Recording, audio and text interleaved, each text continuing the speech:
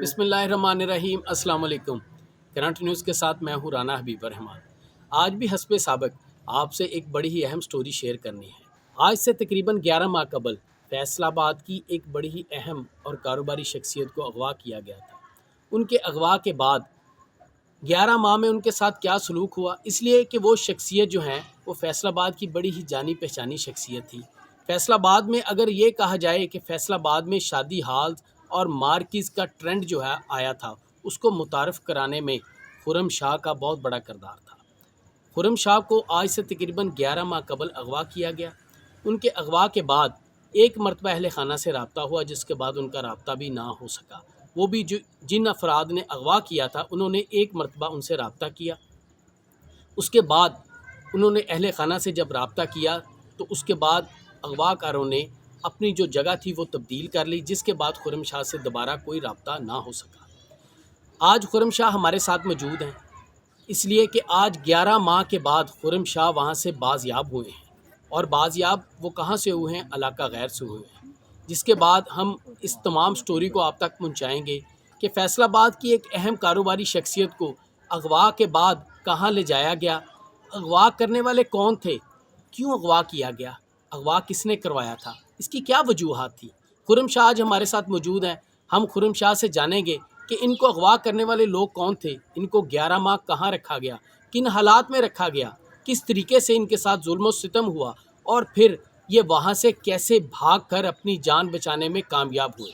جی خرم شاہ، آپ یہ بتائیے گا کہ آپ ان 11 ماہ میں آپ کے ساتھ کیا حالات رہے۔ سب سے پہلے میں آپ سے یہ جاننا چاہوں گا، آپ کو کس مقام سے کیسے اغوا کیا گیا؟ 24 اگست کو شام 6:30 بجے میں اپنے گھر سے نکلا۔ میں فیصل آباد ریلوے اسٹیشن پہ گیا، ادھر سے میں نے بندیال کوچ کی ٹکٹ لے کے میں سیون شہباز قلندر کی طرف نکلا، اور میں سکھر اتر گیا۔ سکھر جب اترا تو ادھر بارش بہت زیادہ ہو رہی تھی۔ جب بارش ہو رہی تھی میں نیچے جب اترا، ادھر سے دو بندے جو گاڑی میں بیٹھے تھے مجھے تھوڑا سا مشکوک لگے۔ جب میں سکھر اترا ہوں تو اسی وقت وہ میرے ساتھ نیچے اتر گئے۔ بارش اتنی زور سے ہو رہی تھی کہ میں بڑی مشکل سے ایک ڈھابے کے نیچے پہنچا۔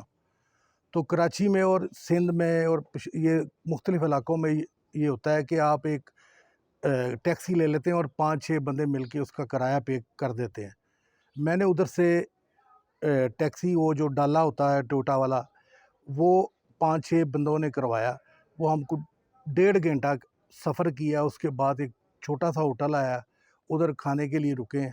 ادھر میں نے کھانا نہیں کھایا، صرف میں نے چائے پی ہے۔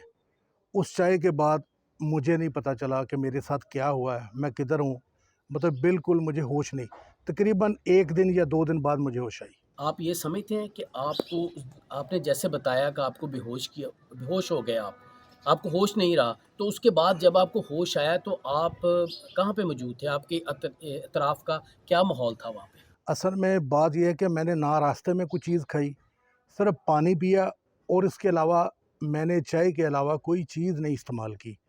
اور مجھے شور ہے کہ یہ مجھے چائے میں کوئی چیز ملا کے انہوں نے دی، جس سے مجھے غنودگی آ گئی، میں سو گیا یا میں بے ہوش ہو گیا، مجھے نہیں پتہ چلا اس چیز کا۔ اور جب میری آنکھ کھلی ہے تو ہم ایسی جگہ پہ میں تھا کہ میں اس جگہ، مطلب مجھے اس جگہ کا نہیں پتہ، اور جس کمرے میں نے ہمیں رکھا تھا اس کے چاروں طرف پانی ہی پانی تھا، اور یہ نہیں پتہ تھا کہ پانی کی گہرائی کتنی ہے۔ نہ کوئی ادھر سے، میں ایک چھوٹا سا سوراخ تھا اس میں سے میں دیکھ رہا تھا، نہ مجھے کوئی سڑک نظر آ رہی تھی، نہ مجھے کوئی بندہ نظر آ رہا تھا، پانی ہی پانی تھا، اور اتنی تعداد میں مرے ہوئے جانور اور بدبو تھی ادھر کہ ادھر رہنا بہت ہی مشکل تھا۔ وہاں پہ جہاں پہ آپ کو پہلی مرتبہ لے کے گئے، وہاں جی پہ جی، آپ کو کتنے دن انہوں نے رکھا ہوا؟ میرے خیال سے جی ادھر ہمیں 10 سے 15 دن ہمیں اس جگہ پہ رکھا گیا جدھر پانی تھا۔ ٹھیک ہے۔ اور ان دنوں میں پتہ یہ چلا تھا کہ سندھ میں سیلاب آیا ہوا ہے، تو مجھے اندازہ نہیں تھا، تو میں تو سلام کرنے جا رہا تھا لال شہباز قلندر، کیونکہ میں عرصہ 20 سال سے ادھر جا رہا ہوں، تو میں سلام کرنے گیا تھا۔ مجھے نہیں پتہ تھا کہ یہ مطلب اس طرح بھی ہوتا ہے، تو یہ اچانک ہو گیا، کوئی سمجھ نہیں آئی۔ تو اس کے بعد پھر آپ کو جب ابتدا میں رکھا، پھر اس کے بعد کتنے دن کے بعد آپ کو کسی اور مقام پہ لے کے گئے؟ اس طرح ہوا جی کہ 15 سے 20 دن کے بعد ہمیں کوئی کم از کم 2-2.5 دن کی سفر کرواتے رہے، ہمیں 2-2.5 دن سفر کرواتے رہے، اور جہاں ہماری آنکھ کھلی ہے یا انہوں نے پٹیاں اتاری ہیں ادھر صرف پہاڑ ہی پہاڑ تھے، پہاڑوں کے علاوہ مجھے کچھ سمجھ نہیں آئی کہ یہ کون سا علاقہ ہے کون سا نہیں علاقہ۔ خرم شاہ یہ بتائیں کہ آپ کے ساتھ وہاں پہ اور کتنے لوگ تھے، اور کیا وہ آپ پہ تشدد بھی کرتے رہے؟ کو آپ کو وہ جیسے جکڑ لیتے ہیں کسی چیز میں، یا مارتے ہیں یا تشدد کرتے ہیں، ایسا بھی آپ کے ساتھ کیا گیا؟ جی سٹارٹ میں تو میرے علاوہ بھی کچھ 4-5 بندے تھے جن کو انہوں نے مختلف جگہ سے اغوا کیا تھا، اور سب کی زبانیں جو تھی مختلف تھی، لینگویج کوئی سندھی تھا، کوئی فارسی، کوئی پشتو، اس طرح کی زبانیں بوئی تھی۔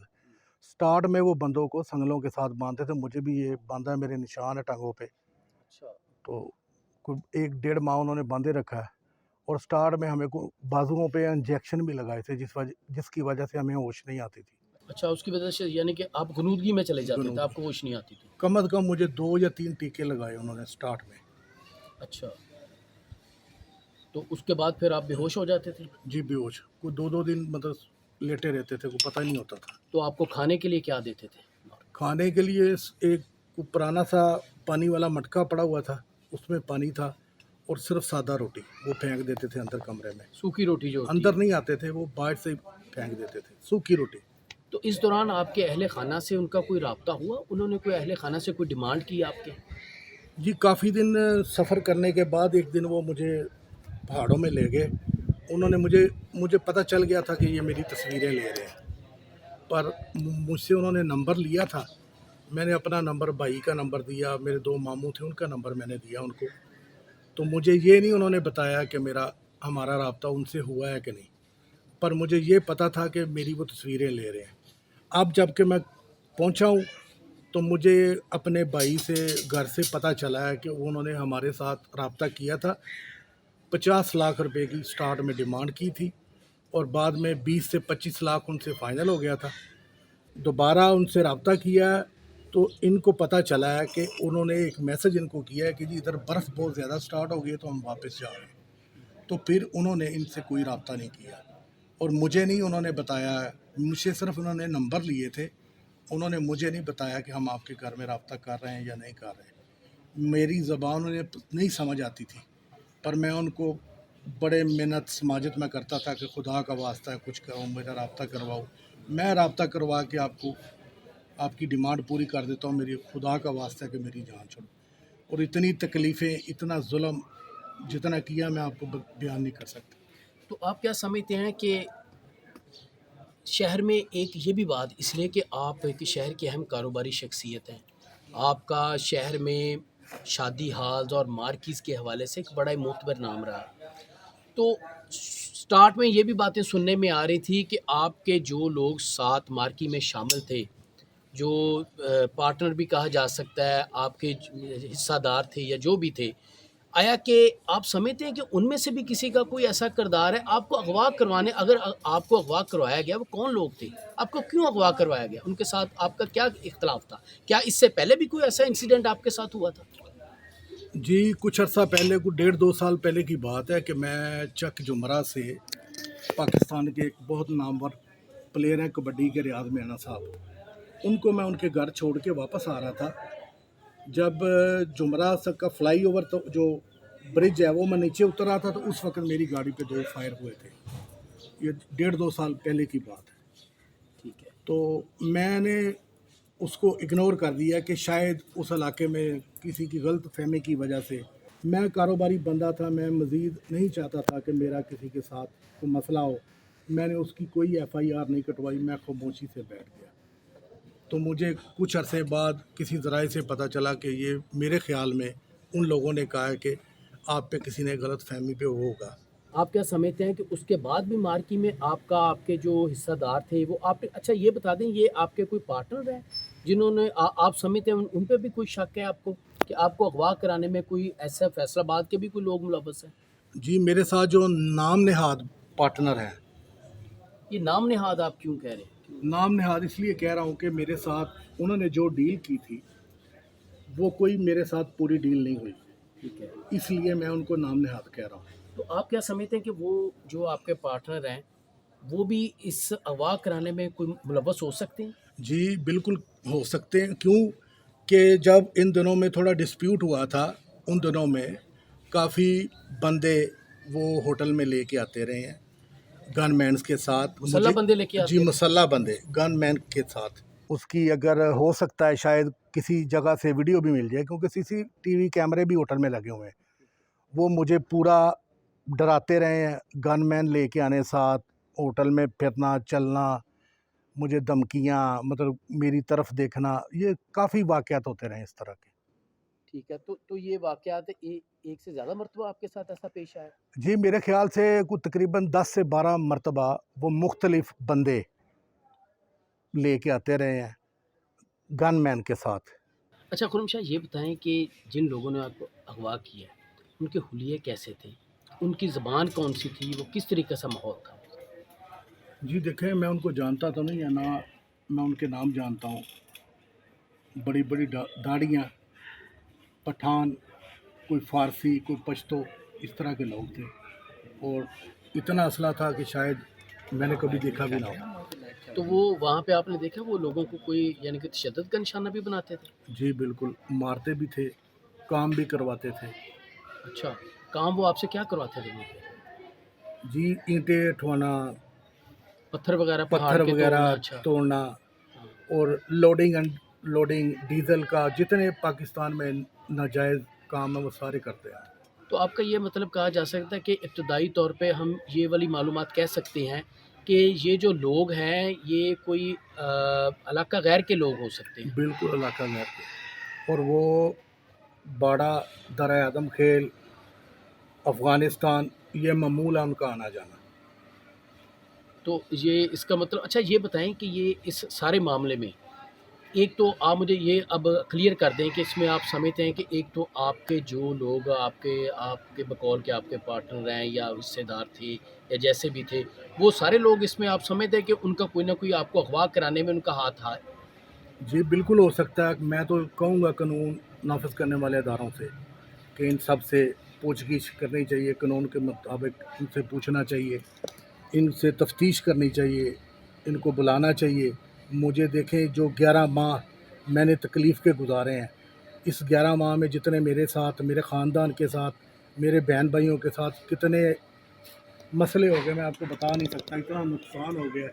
میرے سسرال، میری ساس، میرا سسر ایکسیڈنٹ میں ہوتے، میں ادھر نہیں جا سکا. میرا تو زندگی انہوں نے، ساری زندگی میری خراب کر دی انہوں نے. وہ مجھے جاننے والے تو نہیں تھے. میں تو یہی چاہوں گا جو میرا جاننے والا ہوگا اس نے یہ حرکت کی ہوگی. ان کو میرے ساتھ کیا دشمنی تھی؟ نہ تو وہ مجھے جانتے ہیں، نہ میرا ان کے ساتھ کوئی تعلق ہے. جب سے میں فٹ بال کھیلتا تھا، جب سے میں نے فٹ بال چھوڑا، میں تو ساری عمر ہوگی میں کام کر رہا ہوں. نہ میری کسی کے ساتھ کوئی لڑائی ہے، نہ میری کسی کے ساتھ کوئی مسئلہ ہے. یہ جو نام نہاد میرے پارٹنر بنے ہوئے ہیں، کوئی میرا پارٹنر نہیں ہے. کیوں کہ انہوں نے میرے ساتھ کوئی ڈیل مکمل ہی نہیں کی. ٹھیک ہے. تو آپ کیا سمجھتے ہیں کہ آپ کے اغوا میں یہ جو آپ کے پارٹنر ہے یہ ملوث ہو سکتے ہیں؟ جی بالکل ہو سکتے ہیں. میں تو بالکل جتنے بھی پاکستان میں قانون نافذ کرنے والے ادارے ہیں، میں تو ان کو بہت مؤدبانہ گزارش کروں گا کہ خدا کا واسطہ ہے کہ ان کو بلائیں، ان کو عدالت یا قانون کے کٹہرے میں لائیں، ان سے سوال و جواب کیے جائے، ان کو تفتیش کی جائے کہ یہ میرے ساتھ کیوں اتنا ظلم کیا ہے. اچھا خرم شاہ، یہ بتائیں کہ اس سارے واقعے میں آپ بازیاب کیسے ہوئے؟ یہ تو ایک بڑا سٹوری سی اس حساب سے سامنے آئی ہے کہ اتنے 11 ماہ کے اس مشکل مرحلے کے بعد، اتنی اذیتوں کے بعد آپ ان لوگوں کی کیسے رہا کیسے ہوئے؟ کل فجر کے بعد میرے پاس ٹائم نہیں تھا، گھڑی نہیں تھی، کیونکہ دن سورج نہیں ابھی نکلا تھا. تو ان کا ایک بندہ بھاگ کے آیا. انہوں نے جلدی ادھر اس علاقے میں، مجھے لگتا ہے کوئی مسئلہ ہو گیا تھا، کوئی قانون نافذ کرنے والے ادارے کو حرکت میں تھے.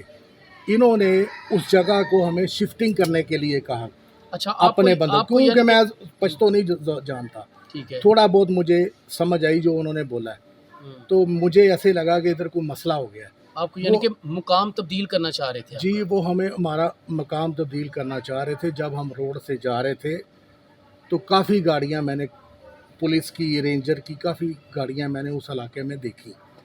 तो जिस जगह पे ये गाड़ी जाके रुकी, आगे एक चौकी थी, इलाका गैर में चौकी थी। चौकी को जब मैंने देखा है कि ये ट्रैफिक बहुत ज़्यादा रुकी है, तो मैंने गाड़ी से जंप किया और मैं भाग निकला हूँ। इन्होंने मेरे पीछे फायर इसलिए नहीं किया कि उधर रश बहुत ज़्यादा था। ये ना हो कि एक बंदा तो जा रहा है, इसको जाने दें, ये ना हो कि हम जो 10 बंदे ये सारे पकड़े जाएं, इसलिए इन्होंने फायर नहीं किया और ये उधर से भाग गए हैं।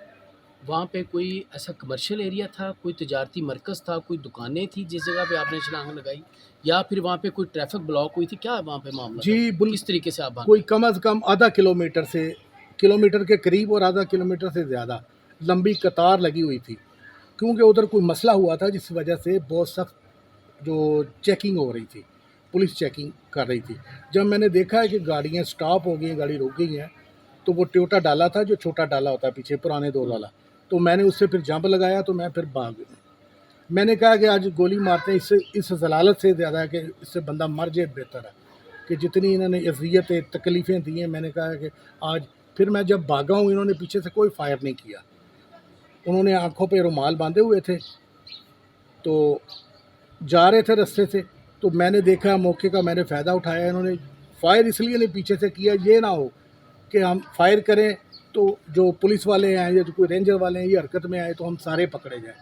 इन्होंने ये सोचा होगा मेरे ख्याल से कि ये एक जाता जो जाए, बाकी जो 8-9 थे वो। ये गाड़ी से आपने छलांग कैसे लगा ली? आया कि वो गाड़ी खुली गाड़ी थी? जी ये टोटा जो पुराने दौर में डाले आते थे ना, उसके सिर्फ 2 दरवाजे आगे होते हैं, ड्राइवर ठीक और है, साइड वाला बंदा, पीछे से ये ओपन होती है सारी। ठीक है। तो उसमें से बैठे हुए थे 4 मेरे सामने बैठे हुए थे, 4 हम इस साइड पे बैठे हुए थे। तो मैंने फिर मौका देखते स्पीड ब्रेकर आया, तो मैंने जंप लगाया, मैं नीचे उतरा हूँ, मैं गिरा हूँ, मैं भाग निकला। तो आपके साथ जो और लोग बैठे हुए थे, उनको भी अगवा किया गया था? जी उनमें से 3 बंदे और थे, अच्छा, मेरे अलावा 3 बंदे और थे। जिनको अगवा करके रखा जी गया था। टोटल गाड़ी में 10 बंदे थे, 8 लोग हम पीछे थे, 2 बंदे आगे, एक गाड़ी चला रहा था, एक गाड़ी के साथ था। जो पीछे 4 बंदे थे उनमें से 3 के पास छोटे पिस्तौल थे, और जो एक आगे बैठा था ड्राइवर के साथ, उसके पास बड़ी गन थी। ठीक है, तो वहाँ से भाग के फिर आप कहाँ पे पहुँचे? कोई आधा किलोमीटर मैं तकरीबन भागा हूँ, जिस जगह मैंने पुलिस चेक पोस्ट देखी है।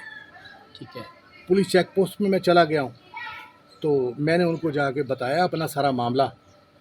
तो उन्होंने कहा आप किधर के हैं? मैंने कहा जी मैं फैसलाबाद का हूँ, मेरा मुतलका थाना पीपल्स कॉलोनी है। अगर मैं कोई क्रिमिनल हूँ, मैं बिजनेसमैन आदमी हूँ, तो जो मेरा हुलिया था उन्होंने देख के मुझ पर शक किया। उन्होंने आप बोला, क्योंकि मेरे पास ना कोई शनाख्ती कार्ड था, ना कोई चीज़ नहीं थी मेरे पास। उनको ऐसे लगा कि मैं उनको कोई मुनासिब जवाब नहीं दे रहा। फिर उन्होंने पुलिस वालों से रब्ता किया। वो पूछना ये चाह रहे थे ये किसी क्राइम में या कोई क्रिमिनल बंदा तो नहीं है। जब उन्होंने इधर से वेरीफाई किया तो उसके बाद मुझे शख्सी ज़मानत पे छोड़ दिया, क्योंकि पुलिस ने ना मुझे पकड़ा है। मैं खुद पुलिस वालों के पास गया था, उनको किसी मामले और किसी का नहीं पता था। तो आप इस सारे मामले में अब आपका मुतालबा क्या है इस सारे मामले में? जी मेरा मुतालबा ये है तमाम कानून नाफिज करने वाले अदारों से कि मेरे साथ इंसाफ किया जाए। जो भी इस मामले में मुलव्वस है उनको कैफरे किरदार तक पहुँचाया जाए और मुझे इंसाफ दिलाया जाए।